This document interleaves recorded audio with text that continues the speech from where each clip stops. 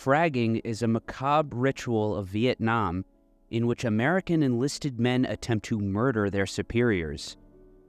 Fragging has ballooned into intra-army guerrilla warfare, and in parts of Vietnam it stirs more fear among officers and non-commissioned officers than does the war with Charlie. To predict who will be the assassin is impossible. It could be anyone. Are you sorry that you killed Sergeant Tate?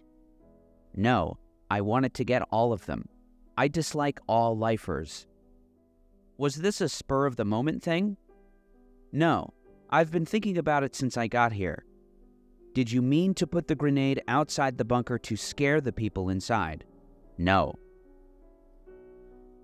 On the evening of October 23, 1970, 20-year-old Marine Sergeant Richard Lee Tate was inspecting defensive positions at Hill 190 near Da Nang when he spotted Private Gary A. Hendricks asleep at his post. Sergeant Tate angrily grabbed the sleeping Hendricks. "If I were a VC, you would be dead." After a searing reprimand, Sergeant Tate returned to his quarters, at the time an old French bunker he was sharing with two others. While Sergeant Tate himself slept, Private Hendricks summited the bunker, held a fragmentation grenade above the air vent, and dropped the weapon, which landed directly onto Sergeant Tate's lap. His legs torn from his body, Sergeant Tate died several minutes later. I lock my door when I go out, and I check for booby traps when I come in. I'm leery of getting in dark places, but I have never been a worrier, and I don't reckon I'll start now. I'm concerned about it, but I'm not worried. Sergeant Gene Tingley spoke these words after one of his men tried to kill him by planting 5 pounds of plastic explosive in an orderly room he was scheduled to be in.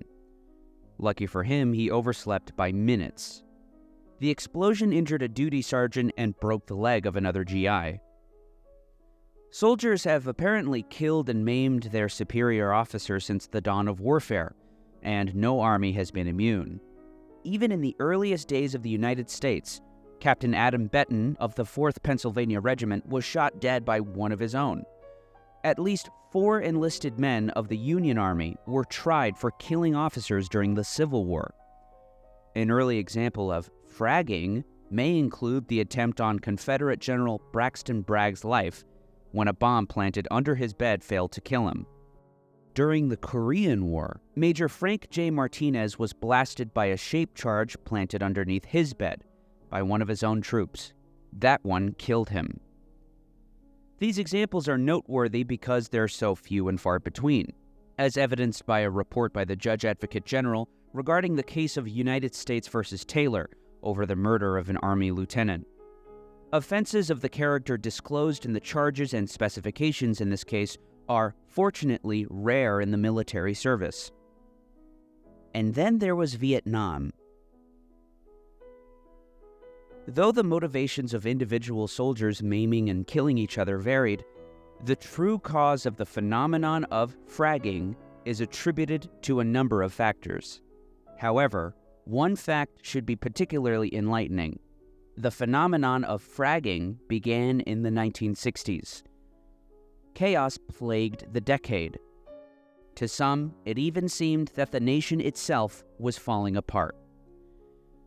Historian George Lepre, author of one of the few, if not the only, comprehensive study on fragging, summarizes the nation's mood and its subsequent effect on morale in Vietnam. The nation suffered from a crisis in authority that permeated all spheres of American life. Youth were drawn to activism and began to question long-standing societal paradigms.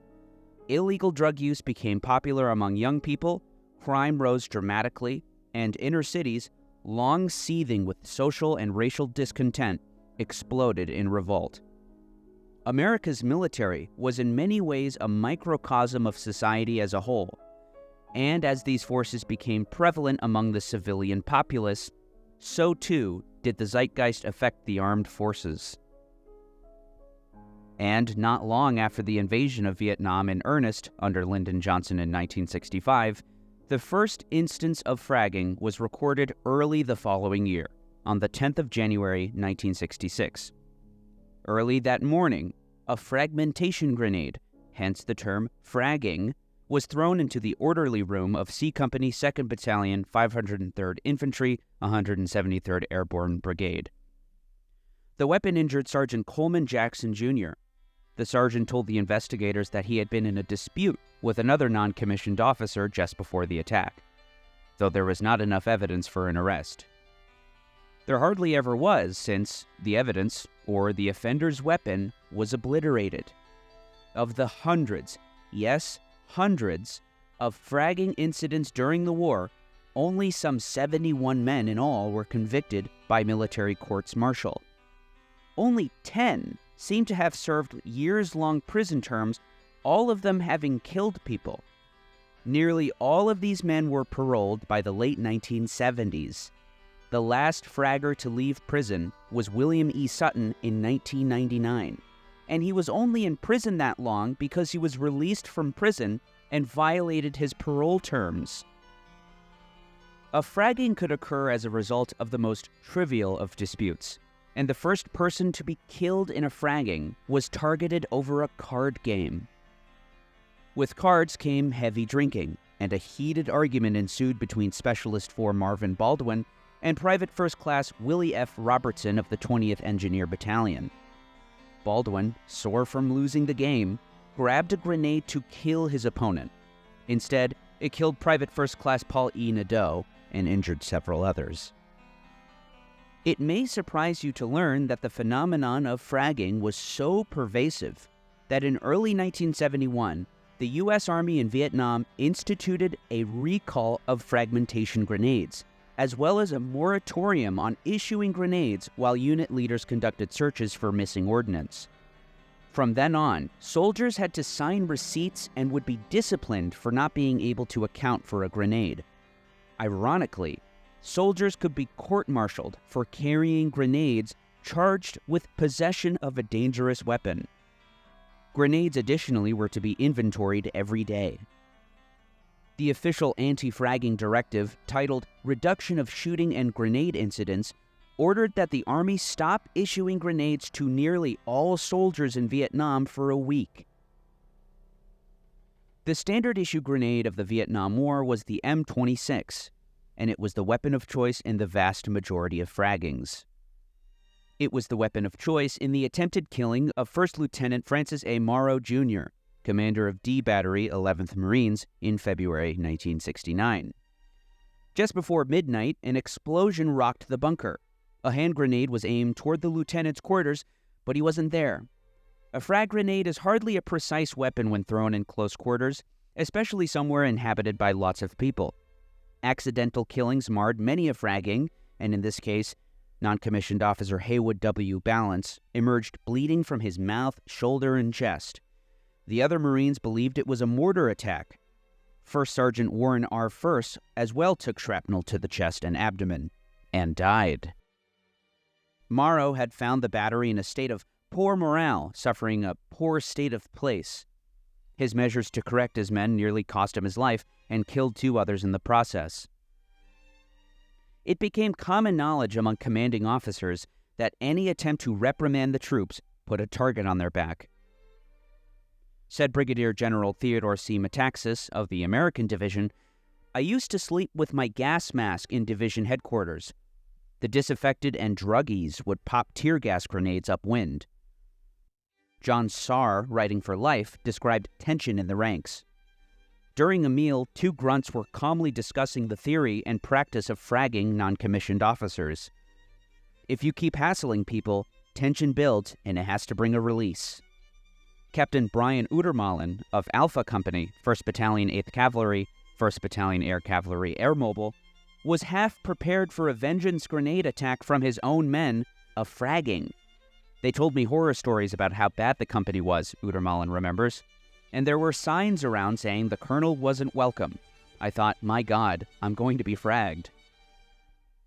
Indeed, a fragging may follow attempts to curb drug use, and did. Troops wanted to smoke weed and didn't want to be told not to.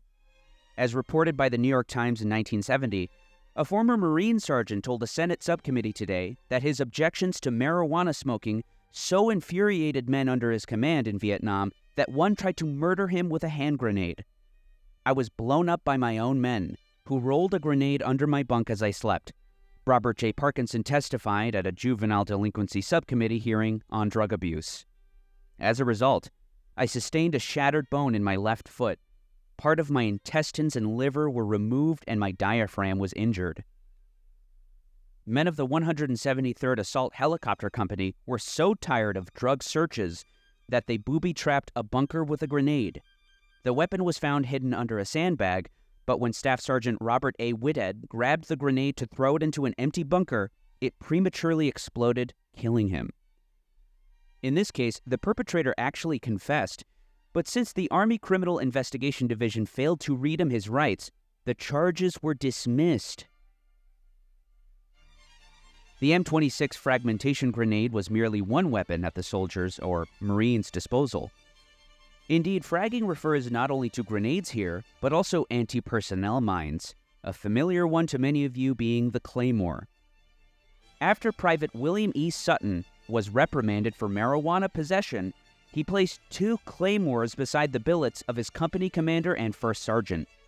The mine, which was activated via a handheld detonator, sprayed hundreds of steel fragments into a 50-meter-wide kill zone. As was typical, the company commander was unharmed, but helicopter pilot Richard M. Aaron was killed in his sleep. The second mine injured Sergeant Major Grant J. McBee. The decade of the 1960s is characterized by the influential anti-establishment counterculture that championed women's rights, the civil rights movement, anti-war activism. These challenges to traditional modes of authority cannot be ignored when addressing the malaise in the military that led to violence. Another challenge that can't be ignored is the assassination of Martin Luther King. Relations between white and black troops in Vietnam remained harmonious until the assassination of Martin Luther King Jr. in April 1968. The words of Black Marine Clarence J. Fitch are particularly useful. There was a certain growing black consciousness that was happening in the States and also over there in Vietnam. On Dr. King, I think people really listened to Martin Luther King. He talked about how blacks were dying at a greater rate, and he was the first person we ever really heard say that, even though it was something we knew. You just looked around and you said, well, they're just using us as cannon fodder. Following King's death, recalls Marine Corps veteran Jack L. Harrington, racial confrontations were becoming so common by 1969 that it was common to joke, I'm going back out to the bush where it's safe. On February 5, 1970, some 20 black Marines gathered for a regular meeting to air out grievances against white commanding officers. At this meeting, Lance Corporal Joseph L. Jones reportedly said, "We're going to do some beasts tonight."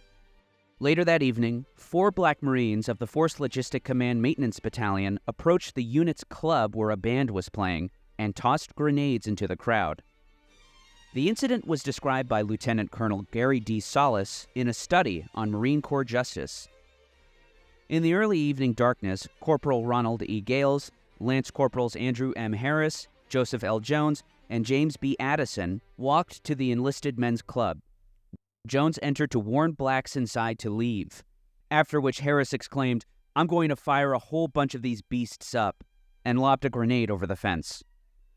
Corporal Ronald Pate, who had been standing by the patio fence watching the show, was killed. 62 other Marines were injured. Wrote Private Bruce Perry in his confession regarding an incident in 1970 when he attacked Staff Sergeant Clarence D. Hodges, "That same night Hodges called me a boy. I got a Claymore mine off of the tracks. The more I thought about it, the madder I got. So just before midnight, I set the Claymore up on the sandbags outside Hodges' hooch. I pushed the charger handle, causing the Claymore to explode. I then disconnected the charger handle and threw it up under the bunker. I ran outside to the front of the day room and looked inside and saw several people sitting inside. I asked if anybody had got hurt, and someone told me that Hodges was hurt. I then ran back down to my hooch and went to bed." In an article titled, "To My Black Brothers in Vietnam," Black Panther Party Minister of Information Eldridge Cleaver called on black soldiers to stop killing the Vietnamese people. "You need to start killing the racist pigs who are over there with you giving you orders. Kill General Abrams and his staff, all his officers. Sabotage supplies and equipment, or turn them over to the Vietnamese people. Racial conflict culminated not only in fraggings but shootings as well, a notable case being the fate of Captain William F. Reichert. Reichert had been in a sustained power struggle with a number of black revolutionaries, and even prepared a sealed letter to be opened after his death, which read, "I have reason to believe the following individuals, all black power advocates forming a clique within C Troop, might cause me bodily harm due to my efforts to turn them into soldiers in the U.S. Army."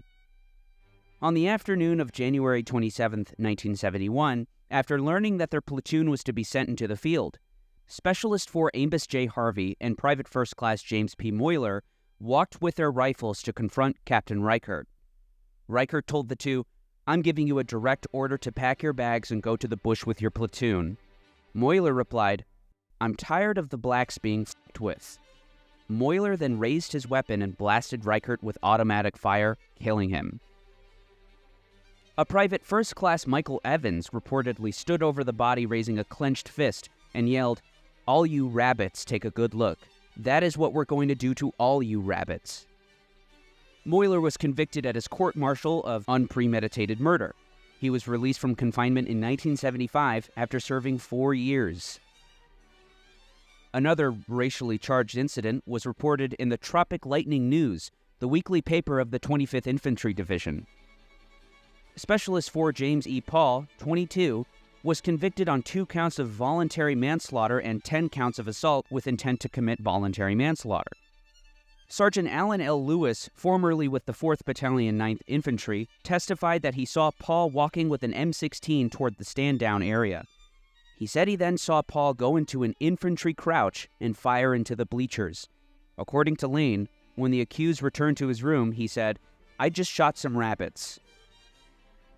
Violence also followed a dispute on January 8, 1971 at Gwen Sri Combat Base. 2 majors of the 5th Infantry Division, Michael F. Davis and Robert Deegan, apparently ordered some black soldiers to turn their radio down, and instead, the soldiers turned the radio up all the way. After one of the officers pulled the plug on the radio, Specialist 4 Albert B.W. Flint pulled out a pistol and shot both of them. Major Michael F. Davis was hit in the head, but survived, and Major Robert Deegan was killed. Flint was sentenced to 3 years. By the end of the war, nearly every American division in Vietnam had sustained at least one racially motivated homicide, owing either to fragging or overt violence. As the years passed, Lyndon Johnson's plan of Vietnamization, or the gradual withdrawal of U.S. troops from the country, began to ease the number of U.S. troops killed in the war. Instances of fragging, however, increased, even doubling from 1969 to 1970. Fragging would peak the following year, in March of 1971. Attributable, perhaps at least in part, to the counterculture of the 1960s and the radicalism that accompanied it, though the overall trend of U.S. so-called progress in the war was perhaps another. The official U.S. policy of aiming toward a so-called crossover point, where the military would kill more Vietnamese militants than they could recruit, obviously failed to materialize. There was also the Tet Offensive, which was critically damaging to troop morale. As observed by Vietnam War historian Edward E. Moyes, the cost in American casualties was much higher than is often reported, and it stayed high for a very long time. The period of unusually intense combat that began at Tet lasted not for a few days or weeks, but for many months. The troops on the ground knew better than their countrymen at home the dismal state of the American war effort, and their frustration could only fester as a result. Write Andrew J. Birtle and John R. Mass in an official Army history of the war, although the full extent is unknown, by war's end, the Army documented 730 cases of fragging with 83 deaths. However, a press release from the U.S. Army Information Office in Vietnam points out that fragging statistics represent reported incidents. Fraggers appear to have come from broken homes and poor backgrounds. They were disproportionately black, and, contrary to the stereotype of soldiers fragging their superior officers on the battlefield, the majority of fraggings occurred in non-combat support units, those derisively referred to as rear echelon motherfuckers. Upon returning home, their lives were seldom good. In many cases, readjustment to civil society proved to be a difficult process, and a number of the men eventually wound up either homeless, dead, or, most commonly, back behind bars. At least 4 committed more murders back home. George M. Ercolin, to take one example, spent the next 40 years in and out of prison for cocaine, theft, and weapons possession. Former Marine Clyde W. Smith did the same in Georgia for drug dealing and burglary. Robert Bell crashed into a car while drunk after running a red light, killing 2 people. Richard A. McLeod was killed by his wife in a domestic dispute. Wance D. Thompson overdosed on heroin. Isaac S. Bacon drank himself to death. Robert B. Rutledge stabbed a drug dealer over a 1/4 gram of heroin. In one particularly amazing example, Roy A. Clark won the Florida lottery and was awarded $188,000 in 1989, nearly $500,000 today. He blew it all on alcohol and limousine rides. He was broke in the summer of 1990 when he fell asleep in a dumpster at the Orange County landfill where he was crushed to death. He had only $10 on him. As I've mentioned, the last fragger to leave prison was William E. Sutton in 1999. But one Reginald F. Smith never left his confinement, as he was murdered by another inmate in prison, his throat slit from behind while he was watching TV.